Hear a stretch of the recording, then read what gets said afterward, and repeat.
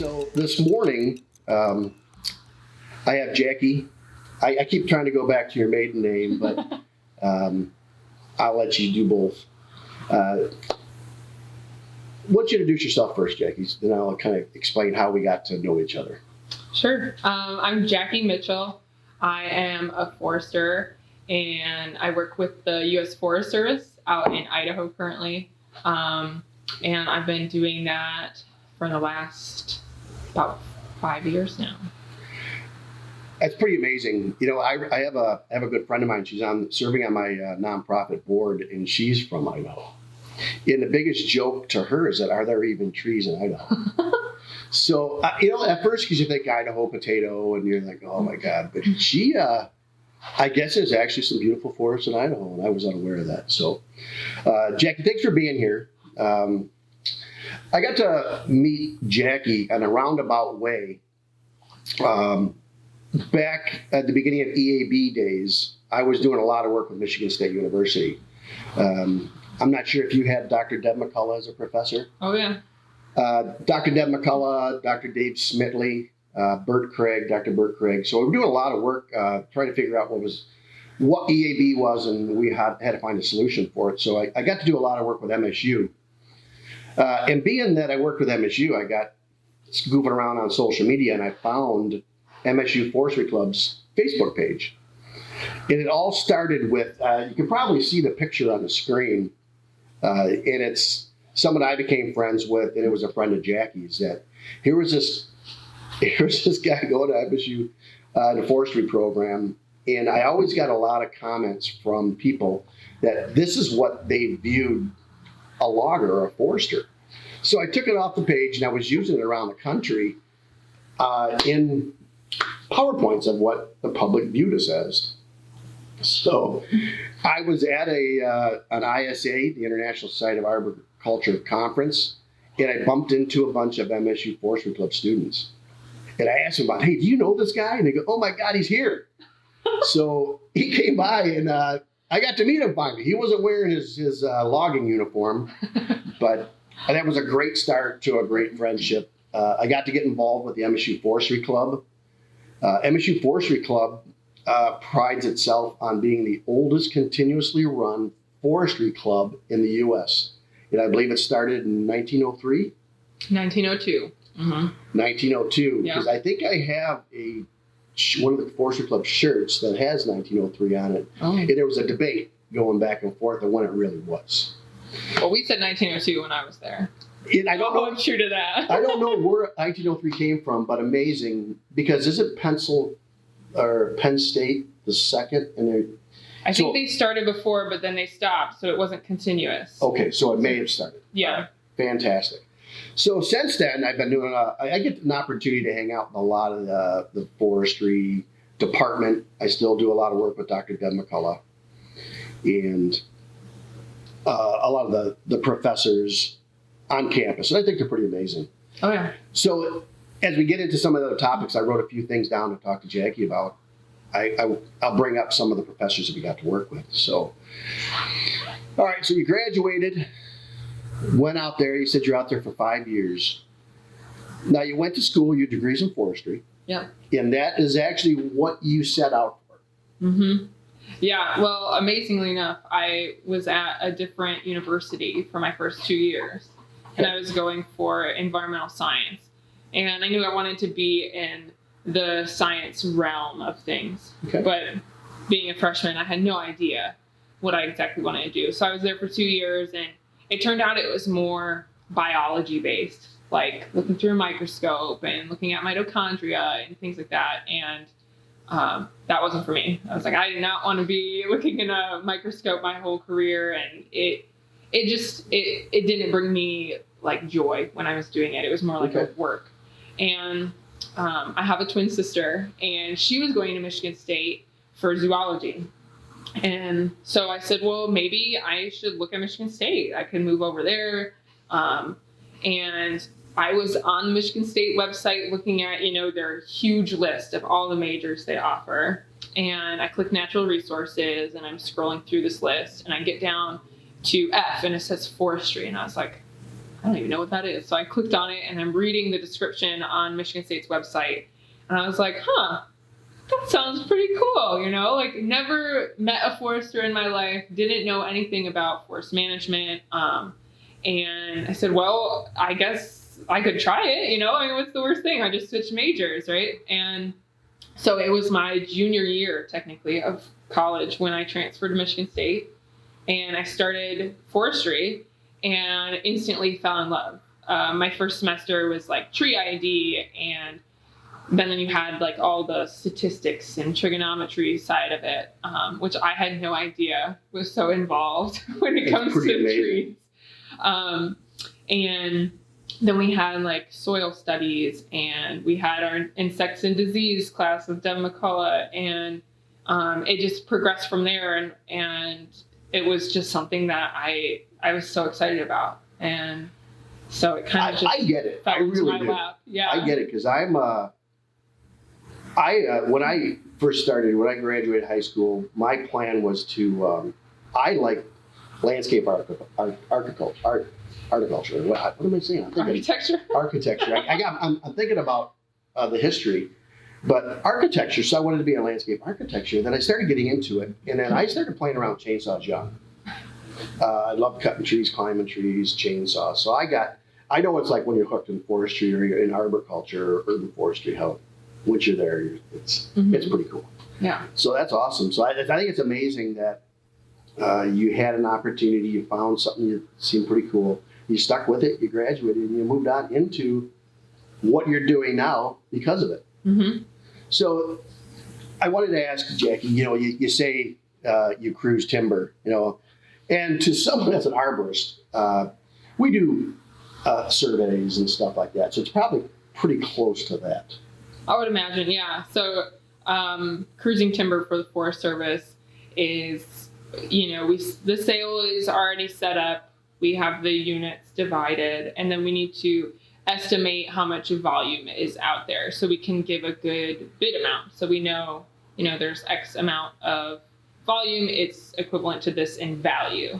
So our job as cruisers, when we go out there, is to get a rough estimate of the board feet in each tree. And to properly do that and to get it to our best estimate, we have to take the DBH, the diameter at breast height. We take the total height of the tree, and then you have to evaluate each tree to see what the defect is.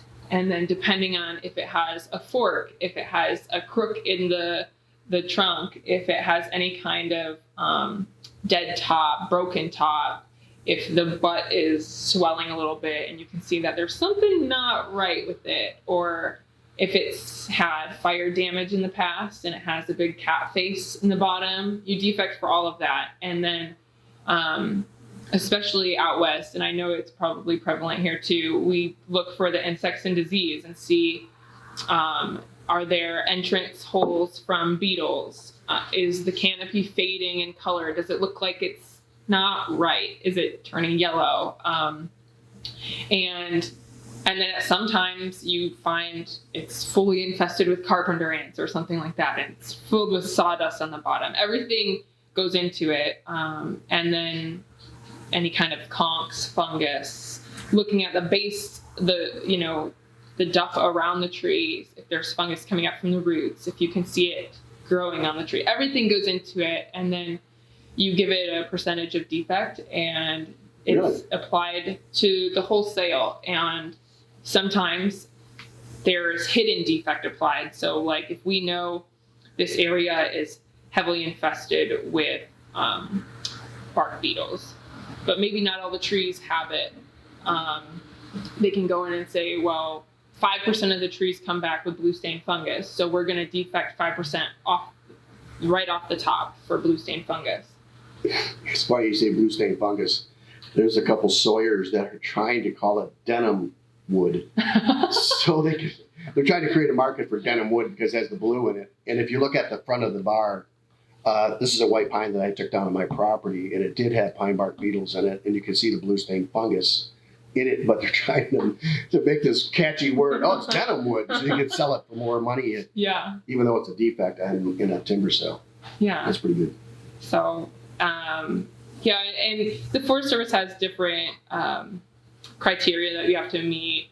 Each sale to be valuable enough to bid has to meet a defect that, if your error is too high, saying like, we don't cruise every single tree, that would take forever. I was going to ask that because you're in a big tract of woods. Yeah, so they do, depending on the cruise method, they can do plots and do a 10th acre plot and say, well, we have 800 acres for the whole sale. We're going to apply this many plots. And it gives you a percentage, but it has to be at least under 35% error. But most sales, if they're higher in value, you have to meet a smaller error. So sometimes you hit an error of 10%.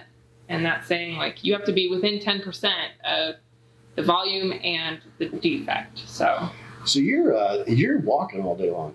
Oh yeah. Yeah, when you get up in the morning, you get out there, it's nonstop, just walking through, evaluating trees, marking trees, average DBH, average height. Mm-hmm. Everything goes into your spreadsheet and you create a formulation to figure out what that value is. Yep. Yeah, we have a processing programs that we put all the data in and then it runs all the numbers for us. But yeah, we're out there. We recon the area first, see if it's even loggable because it's not all tractor logging. It's in Idaho, we do jammer logging, and it's something that I've never been familiar with until moving to Idaho. And terrain that is over 40% is not tractorable. So the equipment can't go up on slopes that high. And it's pretty much a loader that's converted, and it has a cable system attached to like the arm of the loader, and they have tongs on the end of it. And it's pretty interesting to see. But they raise and lower the arm so the cable starts swinging, and then they launch the cable down the hill, and then they pull the logs up with the cable. Like throw that, like mechanically throw it down the hill, and then they pull the logs back up. And that's called jammer logging, and it's like a in between of tractor and then skyline cable. So do they still skyline cable? Is it still not so much in Idaho, but out on the West Coast, it's still pretty big. Oh yeah, I would say that's their moneymaker out there. So I guess when you see some of the TV shows on logging, there's guys down there hooking logs up skyline, and it's really still happening. Oh yeah. When I worked in Oregon, that was pretty much all we did. Yeah. Any, obviously you're out there, you're in the wilderness. It's not like as an urban forester, walk in someone's backyard, and the biggest thing I got to worry about every now and then is maybe someone let their dog out. Right. Did you get to bump into anything cool? We see a lot of deer, but I haven't run into too many other big animals out there. We've seen elk. We haven't really disturbed them. The biggest thing I worry about is bears, and thankfully we're not in grizzly country or anything like that where I am, but I've only had one encounter with a bear that truly I was petrified that something was going to happen. That's awesome. Because I was working by myself that day, of course, and ran into a bear, but most of the time it's pretty laid back. I mean, there's places that have, mountain lions. We don't really deal with that too much. I was going to ask you about that because that'd be kind of cool. Well, it would be cool until you're face to face with one. Sure. Yeah, I guess I could sit here and say how cool that would be until you're not paying attention and you turn around and there's one on a ledge right next to you. Yeah. Yeah, and they like to sit up in the trees, so they're pretty elusive when it comes to. That's awesome. You touched on insects and diseases. Is that with ArborJet? My main goal is not only just identifying. It's kind of similar to you. What is it? I think you mentioned that the U.S. Forest Service, if you did find something that was really out of the ordinary, you have resources to call to, hey, there's something going on with these trees. I'm not sure what it is. It's not something common. Mm-hmm. You could have you got where to go to call. So the Forest Service has people strictly dedicated to entomology, insects, and disease. And so in my experience, each forest has one, or it's maybe a region-wide level where they have people available, and you can call them up and say, I was working in this area and I came across something that just, I'm not sure what it is, and they'll come out and they'll do an assessment on it and let us know. Yeah, so probably pathologists also. So if there was a disease, they probably have a great staff to go in there and identify. And the reason I bring that up is that, I'm very fortunate with working with Michigan State, the Michigan DNR.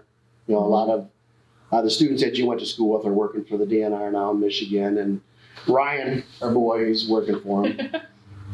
And I love being the opportunity to work with them because I think they're doing a great job. And I think that connecting the dots between the U.S. Forest Service, State Forest Service, university, manufacturers. I'm a manufacturer, and I think manufacturers that create solutions for insects and diseases get a black eye because of the pesticide scare. But trying to figure out safer alternative solutions for preservation is pretty cool. I'd love to see that get closer so we can work together closer. I know taking trees down and tree preservation is different, but I do know that over my last 10 years, I know that the U.S. Park Service has opened up to a lot of treatments. I'm not sure if it's going to ever reach into cruising for timber because obviously it's a sale for harvest, but if the sale for harvest is still 5 or 10 years out, is there any pest control going on out in the U.S. Forest Service? We do active management to try to remove trees that are infected or have already died for hazard tree control. So if it's a host tree with a lot of insects in here, let's get rid of it so you can't have a host tree full of insects that's going to spread it. Yeah, or if we come across a patch that has some kind of, root rot, and we know that the root rot is spreading, then when we go in and do the harvest, they'll have a specific prescription that addresses it. And so they'll say, this area was most likely the epicenter of it. Let's make sure we hit that area just a little harder so that it doesn't keep spreading to all the trees we leave. Perfect. So there is preservation and management strategies for insects and these diseases, which is pretty amazing. Again, because you're going to harvest it, but the sale may not be for a certain period of time. So we have to preserve as much as the timber as possible. So that's awesome. So I'd like the opportunity of working closer together. Kind of to wrap things up, we were talking before we started, this morning when you got here. If you had to pick a couple of things that you love about what you did and what you're doing, what are some of the highlights? What gets you up in the morning and you're excited to, you said you get to do what you set out to do. You're working for the Forest Service. You got your degree. What's the fun things you get to do that you really get excited about? Honestly, I think just knowing I get to be out in the woods as much as possible. I'm not tied to a desk. I think that's pretty valuable. And the more I speak to other people and professions and, just I get a lot of, wow, your job's so cool. I can't believe you get to do that. And I'm like, yeah, it is pretty cool. I'm out there. I get to hike mountains and get paid, and you get some pretty amazing vistas and views, and just the fact that I can go out and get paid to look at wildflowers, look at trees, see wildlife, and go to places on national forest lands that, for me, it's an everyday job, and I'm out there.